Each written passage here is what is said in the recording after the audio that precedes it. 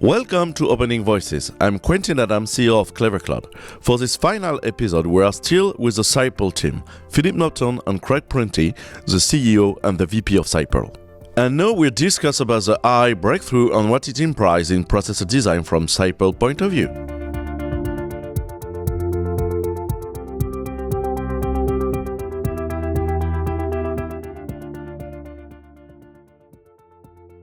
Hi everyone, we're still at Opening Voices on the SiPearl HQ in Maison Lafitte in Paris. So the last subtopics we want to discuss there is a breakthrough in the technology right now, which is the AI. So artificial intelligence is everywhere, and when we speak about AI, we speak more about the LLM. And a very specific case of using here. And I think we are living a very huge acceleration on the industrial revolution of intellectual processing right now. So what are the new deployment it comes to for SiPearl, and what you see on the market changing from there? I'll start. Let's think. Why not? Lots of things. So AI first, there are two segments. You have machine learning and inference. Machine learning, there is a big, quite good player, NVIDIA. And this market of machine learning, it's going to be only at the end 20%. So the big stuff, the next big thing, it's inference. Inference, of when you're using ChatGPT, you type your question, that's the inference engine. It will compute the answer. And with the CPU we can be quite good, quite clever on inference. Why? Because we have a huge quantity of memory. We have a huge internal bandwidth. So we have the possibility to store a full LLM model within the chip. And then when you will compute the inference, all the data as I/O, data management, all this stuff will remain within the chip. So it's going to be faster. It's going to be cooler with less power consumption. So that's also not what we address. Just to explain to the people, because we have made a few NICAN calculation at the beginning of our project together on this. What is the magnitude of optimization consumption, electricity consumption we're talking about there? We did, I guess, part of your team did some computation compared to what... It's not raw engagement. It's not just like for the people to understand. Are we talking about the 10% optimization? More. What we're doing is targeting certain parts of AI. So there's different... AI works in tokens. And there are different kinds of elements you might need to support. So there's time to first token, and this would be respond to things like queries. You give a query, you need a response. You can't wait a day or even 10 minutes or something like that. So these kind of applications are time to first token. Then there are things called average time to token, where you have many tokens you need to bring back. This would be like translating a text, where you have to develop a bunch of tokens and come back. It turns out that larger accelerators are better for when you need many tokens, but time to first token, this kind of inference, is well suited to, say, processors, where you're looking for a quick response, you want a flexible solution, the software might change over time. So again, a CPU is well suited to this. So we're focusing on specific kinds of applications. For these applications, a GPU is overkill, and a GPU consumes a lot of energy. So when you talk about percentage of gain, again, it depends on what application you're talking about, but it can be, 10 to 100. I mean, it can be a factor of 10x. Yes, it's an upcoming calculation we made with Ziedemann and you was something like 70 times less consumption, like not 70%, 70 times.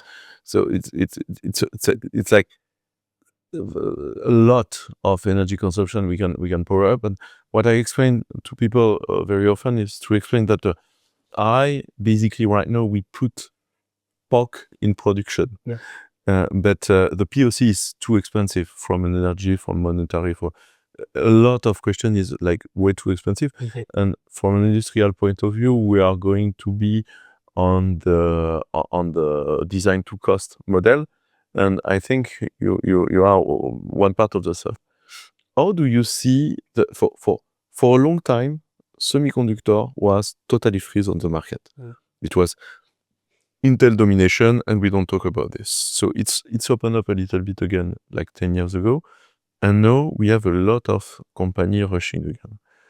How do you see the possibility of the market to continue to open, and how do you see the possibility for Europe to gain from there? Because all of the European startups on high performance semiconductor are less than 1% of the production. So it's ridiculous right now. So how do you see your possibility to grow there? And how do you see the possibility to create an ecosystem? We may be a bit pioneer in creating an ecosystem. That's what we discuss under session in terms of finding resources, finding capital, etc. But this market, by definition, is open. There is no restriction. Especially if you work on the ARM ecosystem, you take an ARM license. If you can afford it, but you take an ARM license and you can develop a platform. It was much more complex in the days of x86 because it was closed with just Intel versus AMD. Now, there is a big shift from x86 to ARM, and this is open, so we may see much more competition. Now, seeing much more competition compete in Europe, this is going to be tough. That's a question of entry barrier and how much you need to spend to build a chip. For AI, yes, there are a couple of other candidates to do it. Maybe the differentiation will be in the software in this case, because they need to provide a software universe, software ecosystem to do it. And EU is very pushy to enable this. They have, let's say, they can give some interesting access to equity, not sufficient unfortunately, but they want to enable this ecosystem. They want to create competition. So I said they want the European ecosystem to move from x86 to ARM, and also to enable RISC-V, let's say beyond 2030, which will be the next instruction set, and pushing for other form of acceleration and to limit NVIDIA dependence. And the way you are built fabless means that basically, if you need to ramp up the CPU production, if you have orders, CPU production will be like just a few weeks time, just a few phone calls to TSMC. You need to wire money. No, it's not a few weeks. The lead time, because for the chip we let's say we are designing, there are, I guess, more than 1,000 steps in production. 1,000 steps. It cannot be done in a couple of weeks. We are talking about couple months. It's more than 6 months from order to delivery. Even NVIDIA, with the volume they have, they can save something like 20% in lead time, but it's not going to be an NVIDIA delivery in 2 months, unless they start or something. Yeah, you have to forecast. Yeah, exactly. We need, and this industry which works with forecast, and the issue that happened during the COVID, especially for the shortage in semiconductor, is that it was a disruption in forecast. And it works with forecast. So if you change the forecast, don't expect in real time a couple of weeks after to have the order or the volume. It just does not work. But now, to go back to your point, if we have order, if we have the money to manage the order, if it is 1,000, 1 million pieces, not an issue. It will happen. Exactly. Because there's capacity at TSMC, we have partnerships with them. What we can't do is start from zero. It takes about 6 months for an advanced fab line to go from start to finish. Now we can stage wafers. We can even stock, product after production. But we have to have some kind of forecast in place to do that. So that's what we typically do, and that reduces the time to manufacture.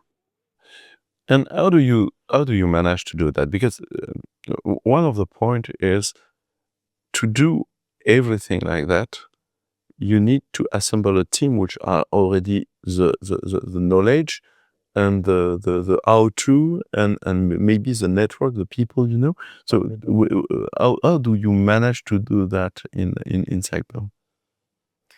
We work with partners, and we have knowledge in relationships internally, and then we work with partners externally as well for a lot of the operations part. And if it is for what's related to production, so in Taiwan, then I was in Taiwan last week. We're quite close to the Taiwanese ecosystem. I've been working 9 years in a Taiwanese company. Our CTO is Taiwanese, working in this building. Yes, we have one foot there. It helps, and we need to have a team anyway close to the fab to manage the production, to optimize the production. Maybe at one stage to have some test equipments in TSMC. That's the way it happens also, because at one stage you can start to own some some elements, so that some optimization we'll have to do at a later stage. Not at the beginning because it would be stupid, but at a later stage, yes, you can optimize this part. But what we can say is SiPearl at some point is importing back some of the knowledge and skills in others' market. And that's one of the good stuff you have been building. Yourself are going back from a market who already know very well the semiconductor production. And you try to get back. And so there is a lot of engineer. You basically poach around the world and getting back to the SiPearl team. We have today 24 citizenships on board. So it's a very... From South America to Asia, yes, we just don't have any choice because there is a shortage on the market. We need to find a good expert, and there are still some expertise that we need in next year that we don't have. But we won't be able to create it from scratch, so we'll have to find the good resources. And especially for what's related to production, the experts are in Asia. So we'll have to, or in Taiwan for TSMC, so we'll have to be there. So what I explain very often to the people is cloud computing is about to be a chain of value, an industrial chain of value.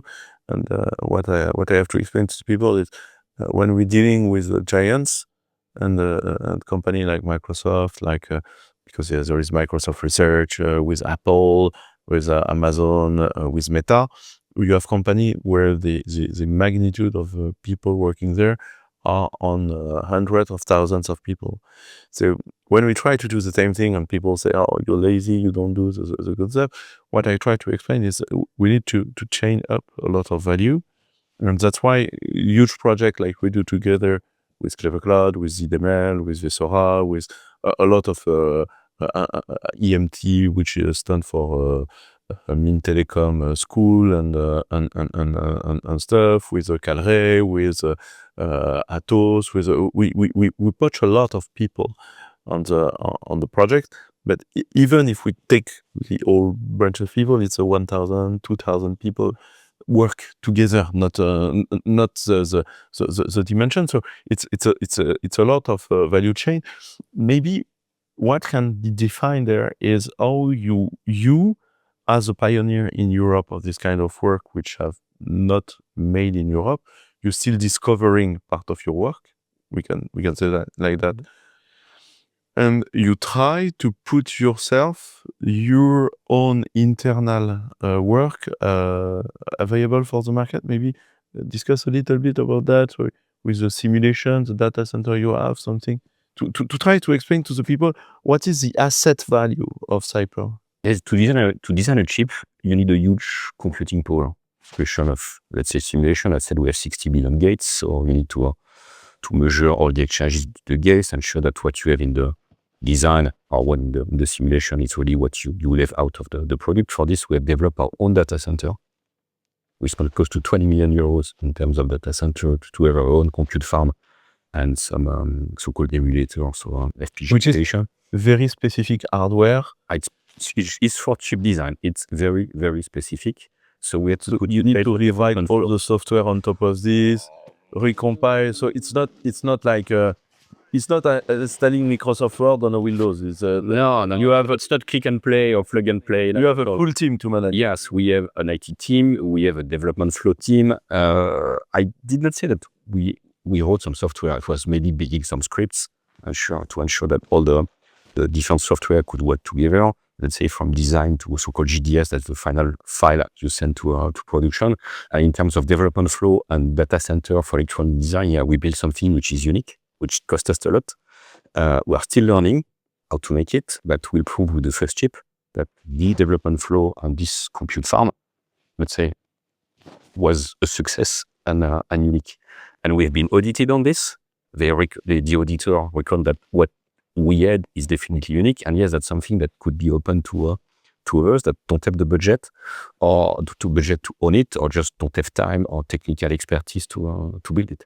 It's a kind of, it's like what you're doing in Clever Cloud. So just a different cloud business. It's not cloud for, let's say, web services. It's cloud for electronic design. I think it's quite important for the people to understand that it's a lot of people inside in percentage inside what does SiPearl, because basically it's building an industrial assets that we don't have in Europe before. And I think it's the biggest industrial electronic design facilities we have in Europe? At this level, for this class of chip, yes. And we have something like 15% of our, let's say, headcount engineers, which are just focused on this, the IT part, so the compute farm and the development flow, yes. So I think it's quite important to understand that because that's the industrial assets also SiPearl is building in Europe. And it's not saying like, because sometimes I have people talking to me and say, yes, but it's an ARM, it will be all replaced by RISC-V. I say, yeah, but at some point, the industrial assets is the ability to design a chip. If SiPearl want to design a RISC-V tomorrow, the same team, the same software, the same process will be used. Even more complex. Because here, if we replace an ARM core by a RISC-V core, not talking about the ecosystem, etc., you still have to build a chip around it. Yeah. It's not because it's open source that it's free, it's not because it's open source or as risk that you have a chip in 5 minutes. So the level of complexity is the same, even maybe more complex with RISC-V because today it's not packaged. And one of the value of ARM is that it's documented, you have all the test script, the test file, etc., and it works at the end. So the complexity will not change. How do you see the possibility for the market to evolve? Because are you optimistic about the possibilities for Europe to gain weight on the market or not? Because right now we basically near zero of the market in Europe. Do you think that what you are going to do is pioneering the ecosystem and becoming a leader of this ecosystem will bring back some skills and understanding to our universities, to your research center? I know you're working with a lot of research center. Can you describe a little bit like this? How many research center in Europe are you working with, for example? Research centers and universities. We're actually working with universities as well to make sure that there is a curriculum around the design of processors and specifically large processors. But so in terms of research centers, I mean, we're working, again, this is part of our work through the European Processor Initiative. There are many research centers that are actually part of the EPI as well, which is what we were born out of. But these are potential partners and customers of ours in Europe. So if we look at each country has their national computing centers and research centers. In France, we see, for instance, CNRS, INRIA, in USCOA. In Germany, you see, for instance, Fraunhofer, and plus large universities in many places. We're working with many of these across Europe, and they're all potential customers of ours on the HPC side as well. If you can describe your work and you compare to something that everyone discovered like a few years ago, that ASML in Netherlands was a pioneer in the semiconductor industry. And the last time I was speaking with a politic, who say to me like, why we do have this kind of SiPearl stuff, like, but not putting more money on the ASML. Can you describe a little bit the difference between the two work? Because for me, it's two different kind of work, but from a very high point of view, they don't understand the difference. So can you describe the difference of the two and how maybe you can complement the stuff? So ASML makes machines for lithography for improving fabs, for being able to manufacture chips. If I make an analogy, let's say that we're talking about Formula One. Maybe they make a fantastic drivetrain that allows you to shift smoothly and accelerate quickly, but that's only a part of the car. It's a very important part, but it's only a part. We're doing something that's more like engine control, let's say, in the car. They're completely different functions. You need both. And the more elements that you have in Europe in terms of this ecosystem, the more control you have over your ecosystem. So we want sovereignty for a couple of reasons. We want to determine our own values, our own European values, which are around data protection, around a lot of elements that are different than values in Europe, and values in the US, for instance, or in China. In some cases, they overlap. In some cases, they don't. We want jobs here in Europe around technology. We want to be able to produce here in Europe so that we can't be blockaded around certain technologies. And we see a lot of that today discussed with respect to the US and the US president. So there's a lot of reasons we want sovereignty here. The more elements you have in the supply chain that you control, the more control you have over the total supply chain. That's why we want sovereignty. So ASML is very important. it's one element in terms of allowing low geometry fabs to exist and perform well. It's a really important one, but it's one of many. Does that make sense? Yeah. And maybe for the people to understand that ASML is provider to TSMC and TSMC is provider to you. It's more for me like this. So basically it's not the same place on the value chain, which is industrial value chain. So I have to thank you because it was a long time we have together, and I hope we were clear for the people to understand what is the value and how we can push forward the semiconductor industry in Europe. There is another point of the market, which is quite important, is the ability to do not provide the full processor, but only the chiplet. Can you explain a little bit of that? So if we look at the evolution of processing technology over the last 20 years, you saw single core architectures go to multi-core architectures. Then you started seeing accelerators in the 2010s, things like GPUs. But this is a way to have more efficient compute, but it limits what you can specifically work on. Now and we're seeing over time, for instance, Intel, they were dominant in the market because in their fab cycles, they were ahead of everybody.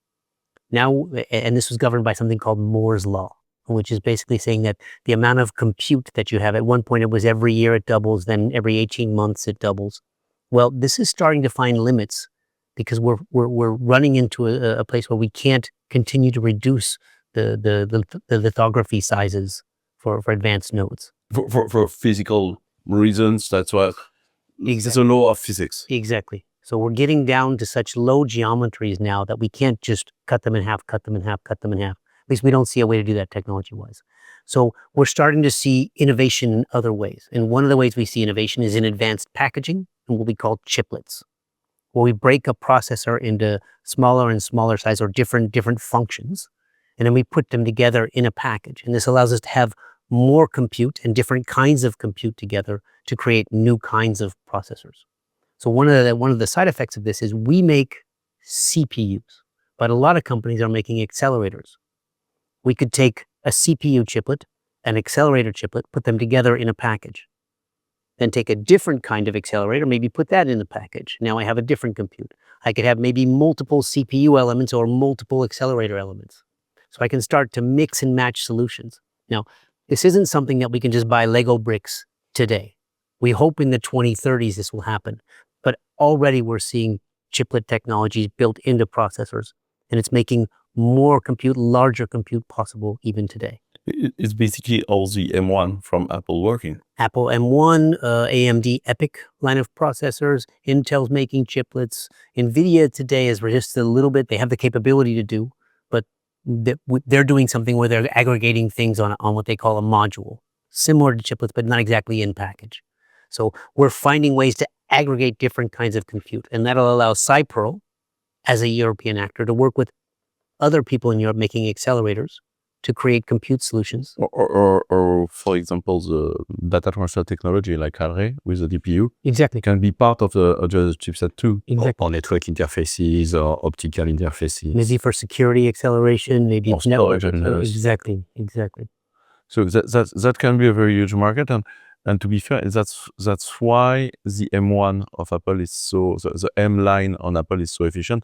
Because basically, you have the CPU, which is an ARM, but you have the graphical unit interface, the neural processing unit interface, and the memory, and all linked together, and that's it. And I think the network also is on the same. They built everything on that. And in each case, they decide, okay, do I want to put these in separate chips on a motherboard, or do I want to put them in a package? And what's the efficiency that I have, and what's the performance that I have? This is the trade-off people are making today. Basically, if you look at the Apple, they have one chip. Exactly. One chip, and that's it. And it's become possible because now we can make bigger sized chip, because TSMC have been very good at making. So, because for a long time, you have a lot of mistake on the lithography, and more you have a bigger the die will have a mistake, so you will have a lot of burn rate on the production. For yield, yes. Yeah. And it costs way more. So right now, the number of lithography error is becoming very low, and that's allow some people, like the people of the Mistral AI chip Cerebras, which is a chip which is wafer scale chip, which was not possible like 5 years ago. It was It's a bit unique what they did in Cerebras. it's so expensive. I think we It works. I think we not have we're not allowed to disclose the kind of price in a public figure, but it's if you think that NVIDIA 20 or 40K per GPUs is expensive, it's not the same magnitude. No. Because of the burn rate you can have. So chiplet is becoming the future, and what you say is SiPearl is already thinking about how to think on this way of thinking. Exactly. We're looking at and looking at a number of different elements. So working with different partners, looking at advanced packaging solutions, looking at interconnects, looking at how you want to actually segment a processor into different functions so that you get the most reuse on different functions. And is it linked to the One API project you built with Intel a few years ago? So that was more about the software stack in many ways. I don't know what we can say about that. It was done under NDA, but maybe without it was looking at connecting CPUs and GPUs together. Absolutely. And we've also announced projects with NVIDIA and with AMD for the same reasons. And that's one of the things. We build CPUs. We want to be the Swiss Army knife to support accelerators. So we want to be able to support accelerators with many different companies. We don't build our own. We're not trying to make a closed solution of just SiPearl, CPU, and accelerator. We want to work with everybody. If you have a GPU and accelerator at one place, you necessarily have a CPU. To control it, to orchestrate it. Exactly. So that was Open Voices. I was very pleased to integrate SiPearl, and we all hope for the RIA 1 to be on the shelf very quickly. You can buy it on your Leclerc very soon. Leclerc Drive, for sure. Yes, and with Amazon Prime delivery, isn't it? I guess maybe we have more chances to rent, or let's say, auditors will have more chances to rent a RIA 1 blade on Clever Cloud system. I hope so very quickly, and maybe just to buy some LLM execution and tokens directly from there. I think that was an important time to understand what is the value chain of the cloud and how do you rate the IT works together. So thank you very much for welcoming me. Thank you for listening Opening Voices. This was the final part of this series of interviews with the SiPearl team. I hope you enjoyed those moments. Please subscribe now so you don't miss our next interview with European tech leaders.